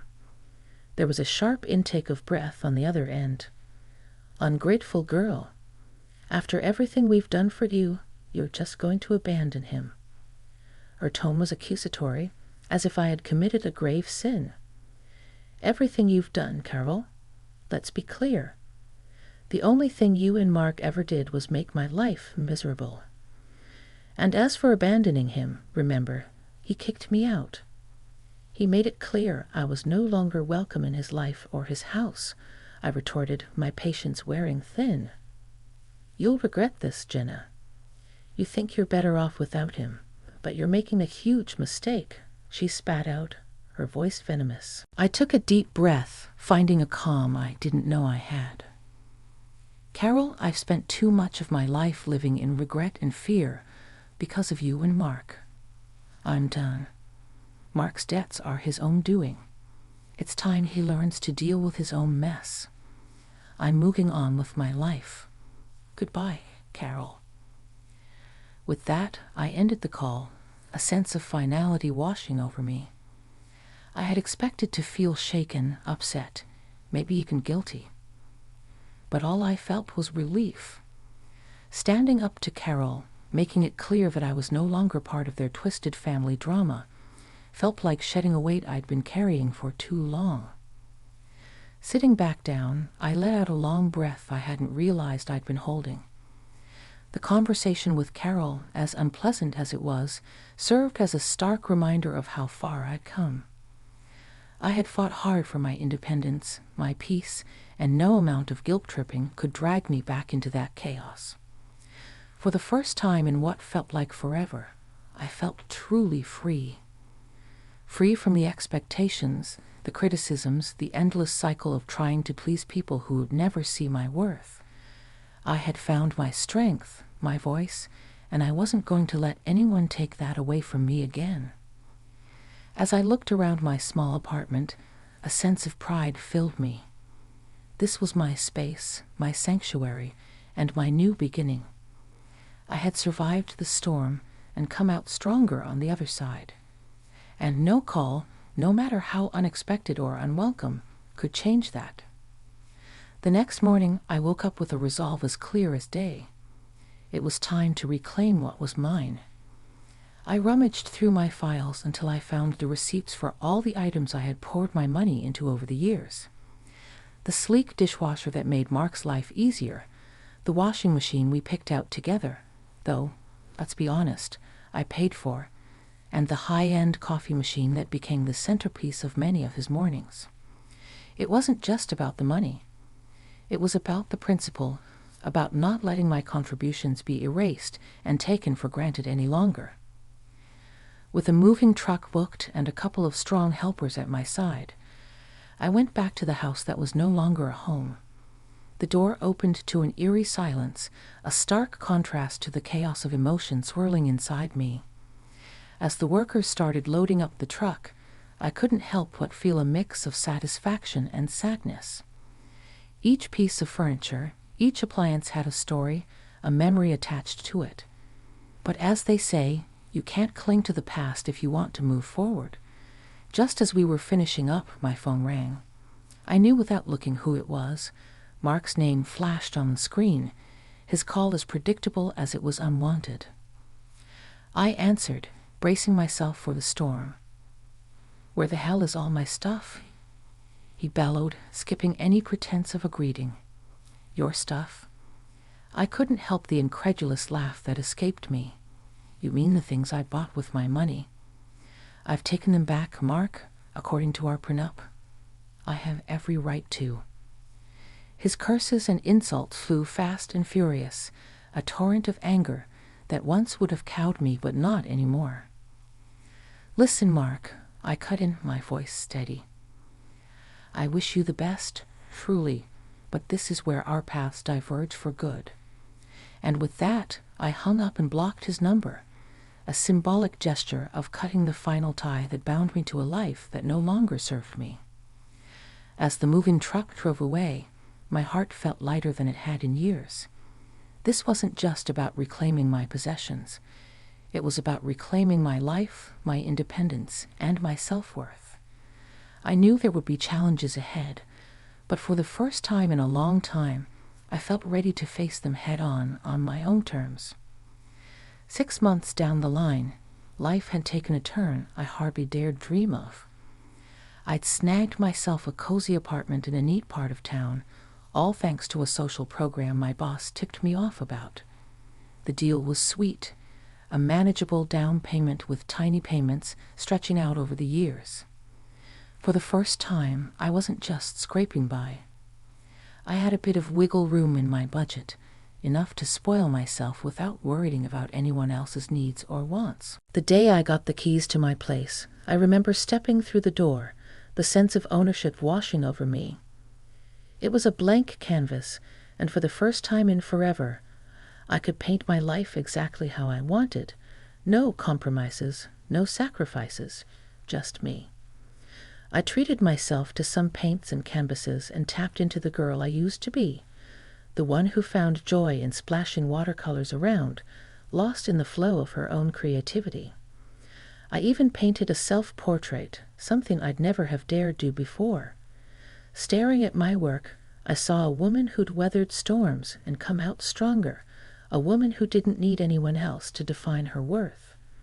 And then there's Max, my little bundle of joy, a scrappy little dog with eyes too big for his face and a heart just as oversized. Adopting him felt like the final piece of my new life clicking into place. We've become a team, exploring the neighborhood, making the apartment our home. One evening as Max and I were curled up on the couch, my phone buzzed. It was a text from a friend I hadn't seen since the divorce. "Heard you're doing well. Coffee sometime?" I smiled, typing out a reply. "Yeah, like's good. Coffee sounds great, my place actually. I've got some art to show off." Looking around my little apartment, my sanctuary, it's funny how life works out. Once I thought I needed a husband, a big house, and a certain lifestyle to be happy. Now I've got a small apartment, a dog, and my art, and I've never felt more fulfilled. "Max, buddy," I said, scratching behind his ears. "We're doing just fine on our own, aren't we?" He barked in agreement, and I laughed, feeling a surge of gratitude for my independence, for the struggle that brought me here, and for the simple joys that filled my days. Now, this was happiness unfiltered and undiluted, and it was all mine. Life had taken a turn I could have never predicted. Just the other day, while having my morning coffee and scrolling through the news on my phone, I stumbled upon a headline that stopped me cold. My ex, Mark, had been declared bankrupt. His house, the one he was so proud of, the one he kicked me out of, had been sold off to cover his debts. Now he's back living with his mom, Carol. I couldn't help the small, satisfied smile that crept up on my face.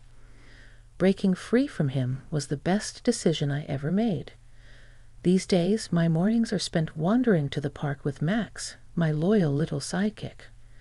The fresh air, the peaceful quiet. It's a far cry from the tense, stifling atmosphere of my old life. And it's not just the walks. I found a new passion that's breathed life into my world. Painting. I joined the local amateur artists club on a whim, thinking it'd be a casual hobby. But it quickly grew into something more. I started exhibiting my paintings at local shows, the vibrant colors and bold strokes a reflection of my newfound freedom and joy. At one of these exhibitions, my path crossed with someone unexpected. I was standing beside one of my pieces, a watercolor that I felt particularly proud of, when a man approached. He studied the painting with an intensity that made me curious. "That's quite beautiful," he said, nodding towards the canvas. "Did you paint this?" I couldn't hide my grin. "Yeah, I did. Thank you." We got to talking, and it turned out we had a lot in common. Before I knew it, we were sitting in a nearby cafe, chatting over coffee like old friends. He was easy to talk to, with a warmth and a sense of humor that I'd missed in my interactions for so long. He even bought my painting. "I want to see this first thing every morning," he said. "It's inspiring." That coffee turned into dinner a few days later, and then into walks in the park, Max trotting alongside us. He introduced me to his kids, two bright sparks who welcomed me with open arms and laughter. It felt natural, easy, like a piece of my life that had been missing without me even realizing it. One evening, after the kids had gone to bed and we were sitting on his porch, he turned to me. "You know, I'm really glad I bought that painting," he said, his voice soft in the twilight. I smiled, leaning my head on his shoulder. "Me too." It's funny how things work out. It got me thinking about how far I'd come from feeling trapped and hopeless to standing on the cusp of something beautiful, something new. I was free from the shadows of my past marriage, ready to dive into the future, whatever it might hold. As Max and I continued our morning walks, I found myself reflecting on the journey, the pain, the struggle. It all led me here, to a place of peace and potential. I was ready to embrace whatever came next, open-hearted and free. Life, it seems, has a way of surprising you, of turning the page when you least expect it. And as I walked, the sun breaking through the trees, I couldn't help but feel grateful for every twist, every turn that brought me here, ready for a new chapter. I stepped forward into the light. During a $4 million deal, the useless old man should have just gone home. Director Henry suddenly pushed me away. The client was dumbfounded, but it seemed Director Henry was serious. Until now, I've been harassed by Director Henry repeatedly, but I endured it because I had a family to support. But I can't take it anymore. I'm useless, so I'll quit. Before I realized it, I had uttered those words. Director Henry was grinning at me, but I don't care anymore. Right then and there, I decided to resign and take all the employees with me. As a result, Director Henry was driven into a corner. My name is Thomas.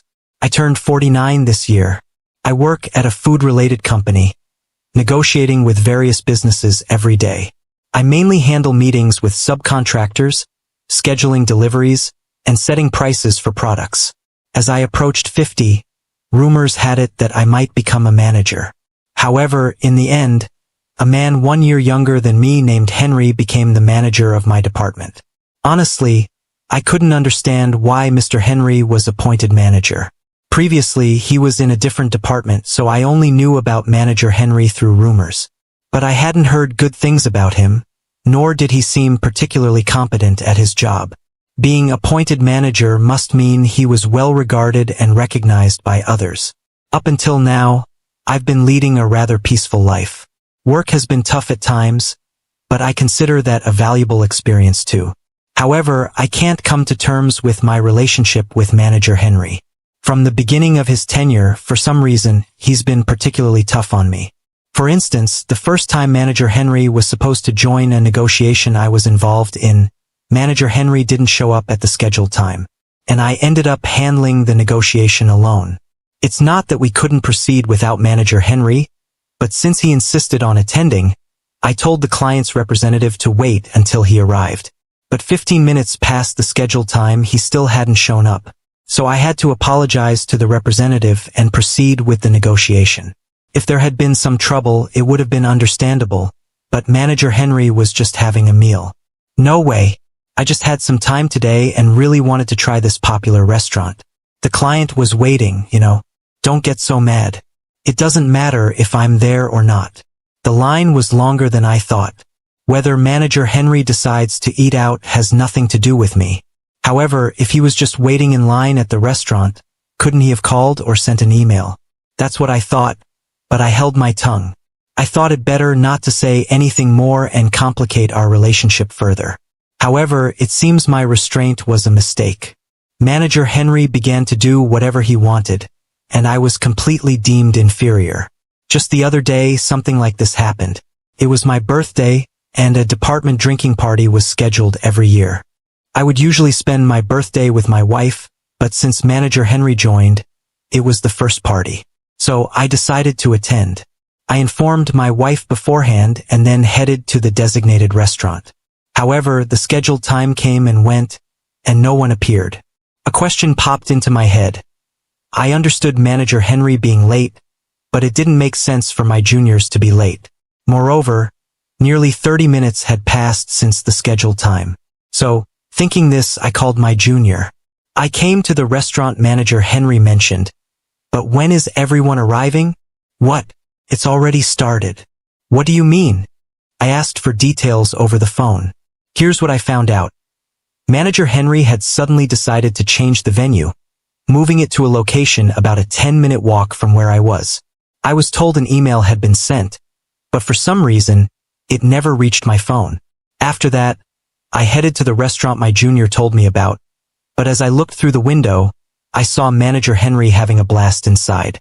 Despite a bad feeling, I lifted my heavy feet and entered the restaurant. You're late. The party's already started. When was the venue changed? It seems I was the only one not informed. Oh, really? I thought I sent an email, but maybe I forgot. Manager Henry said this while laughing nonchalantly. It's unclear if he meant no harm, or if he was trying to cover up something deliberate. I don't know his true intentions, but it's likely the latter. Lately, Manager Henry's attitude towards me has been so obvious. It's clear that I'm disliked. It's so obvious, even I can tell, so the juniors must have noticed too. Still, why are you so bad at your job? Are you talking about me? Who else could I be talking about? Aren't you embarrassed to be outranked by someone younger than you? As he said this, Manager Henry poured beer into the glass I was holding. Then he looked at me as if telling me to drink. I decided to meet Manager Henry's expectations and silently downed the beer in one go. Oh, you're better than I thought. I've gained some respect for you. Thank you. I'm not really good with alcohol, but I was trying to get along with Manager Henry. Thinking it went well, I ended up drinking more than I could handle. But did that make Manager Henry like me a little? However, from the next day, Manager Henry didn't stop harassing me. On the contrary, it felt like it was getting worse each day. Hey, I told you to have this report done by today. Why isn't it ready? I wasn't given any instructions. Don't make excuses. Are you saying it's my fault? No, that's not what I mean. Previously, he never used to yell, but lately he's been shouting in front of other employees. There are juniors around, and I feel incredibly uncomfortable in the atmosphere that's created. Then I was assigned to handle a $4 million deal. Such a deal is rare, and I felt pressure for the first time in a while. So, I hear you have a $4 million deal coming up. Mind if I join? Okay, I'll let the client's representative know. This negotiation is crucial. I can't afford to mess it up, and I'd be in trouble if Manager Henry is late like before. Unsure what to do, I did as told and informed the client that Manager Henry would be attending on the day of the negotiation. I didn't know what the outcome would be, but I could only do my best. After meticulous preparation, I packed everything necessary into my bag and left the office. Fortunately, by the time I arrived at the client's company, Manager Henry was already there. Let's go quickly. Let's just get the signature and head back. At this moment, I felt a strange discomfort towards the unexpectedly proactive Manager Henry. Then we were shown into the room and began the negotiation. Since I was the main point of contact, Manager Henry just sat next to me. The client representative nodded and pondered as I spoke. Suddenly, Manager Henry, sitting next to me, shouted, "Useless old man should just go home." Moreover, he pushed me as he said it, and he was grinning at me. The client representative was dumbstruck, and the atmosphere was terrible. Until now, I've been repeatedly harassed by Manager Henry, but I endured it because I have a family to support. But I can't take it anymore. At that moment, I blurted out something unthinkable. "I'm useless, so I'll quit." At that time, I didn't even understand why such words came out. But later, thinking it over, I must have been at my mental limit. Otherwise, someone as responsible as me would never say something like that in front of a client. Manager Henry looked surprised for a moment, but soon he was grinning again. "Are you serious? That's convenient for me. Please do quit. Are you really okay with this? Won't you regret it later?" "Regret? Why would I regret anything? I'm going to take credit for today's $4 million deal." "Understood. Then I'll get out of your way." With that, I began preparing to return to our company. The representative tried to detain me, but I apologized briefly and left the room. I felt bad for the client, but as soon as the word resign came to mind, I couldn't think of anything else. Truth be told, I had been harassed by Manager Henry in ways not related to work too. Once a gift I bought for my wife was stolen from my desk without my knowledge. Such incidents had accumulated, and I must have lost my emotional capacity as I continued with my preparations to leave. I called the company, and a junior answered, "Sorry, I've decided to quit my job." "What's going on all of a sudden? Isn't today the day of the $4 million negotiation?" "Yeah, it is, but Manager Henry told me, useless old men should just go home." At those words, my junior became furious.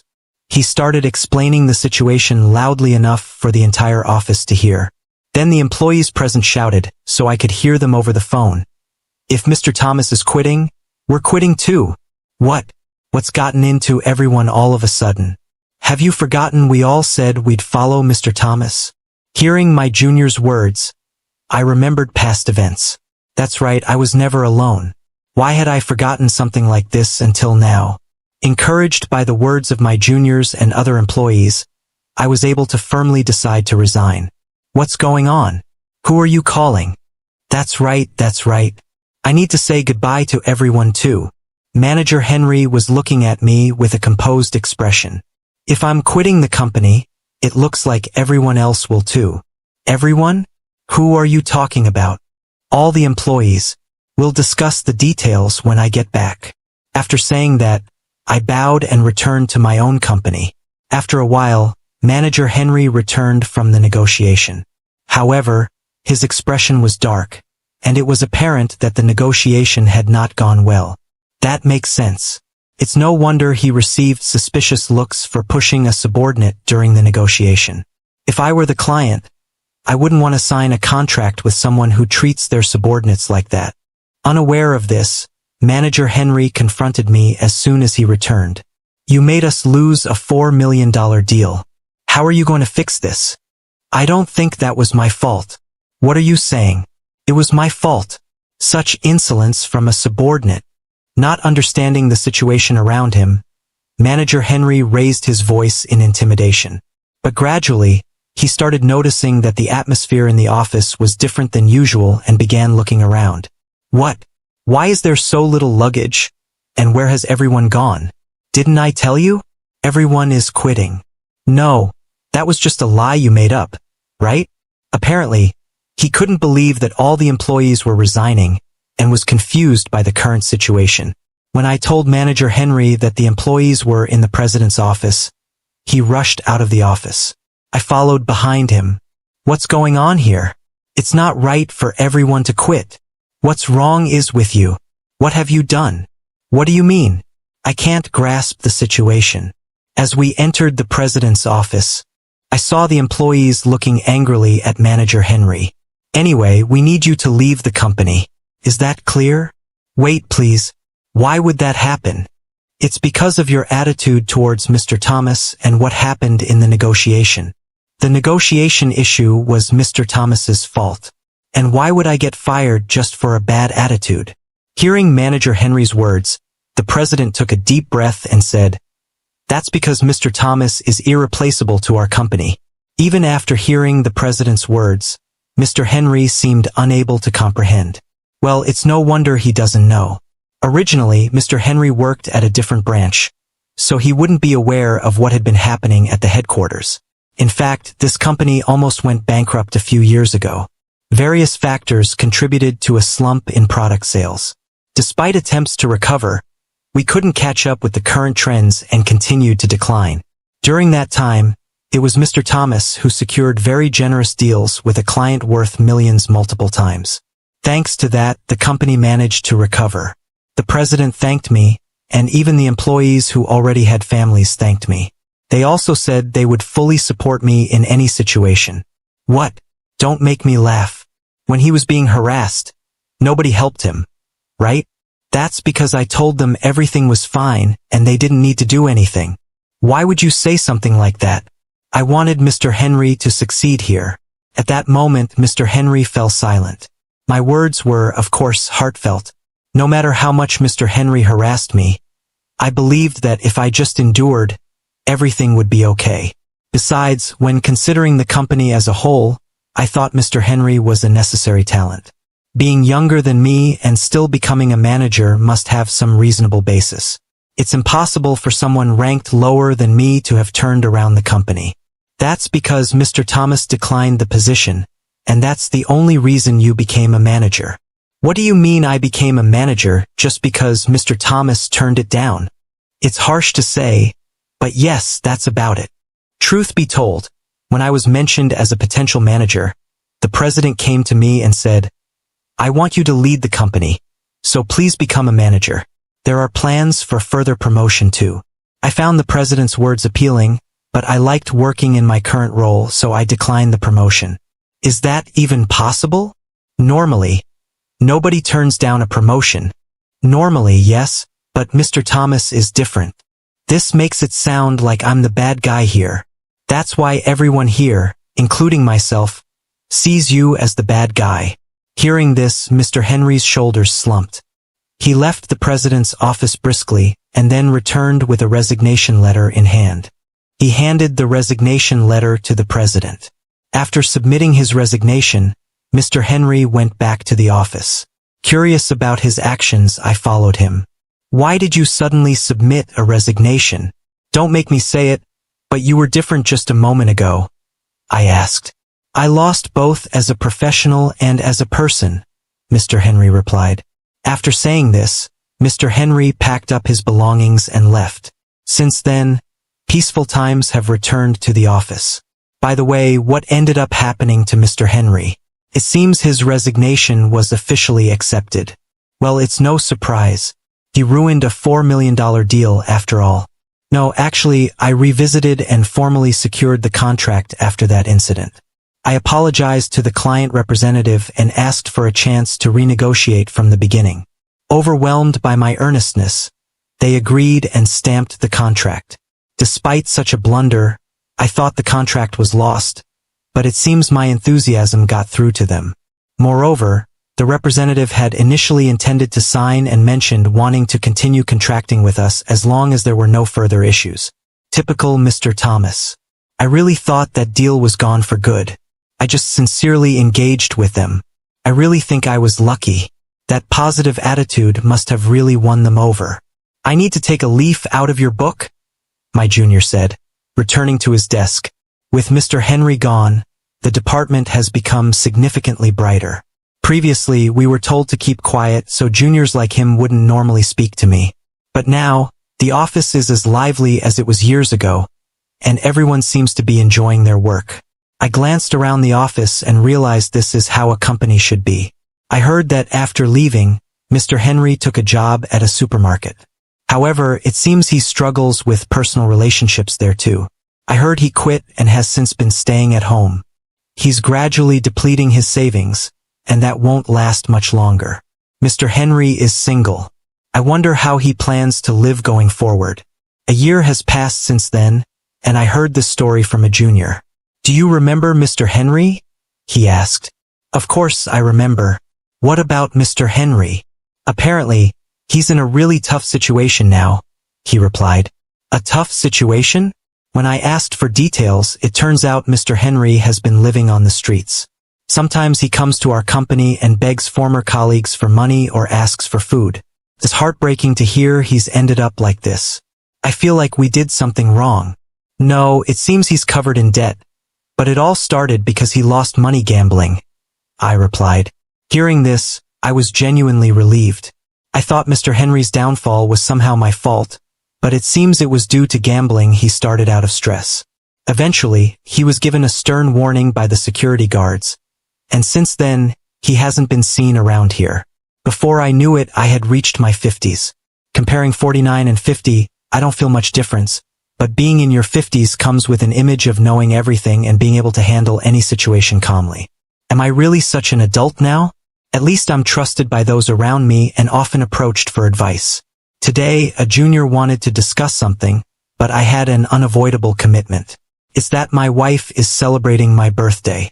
Previously, because of Mr. Henry, I had terrible birthdays, but this time it's different. My wife has prepared a delicious homemade meal and is waiting at home. So, as soon as it's time to leave, I quickly prepare to head home. My junior laughed, saying it's joyful to see someone so happy about their birthday, but no matter the age, it's always nice to be celebrated.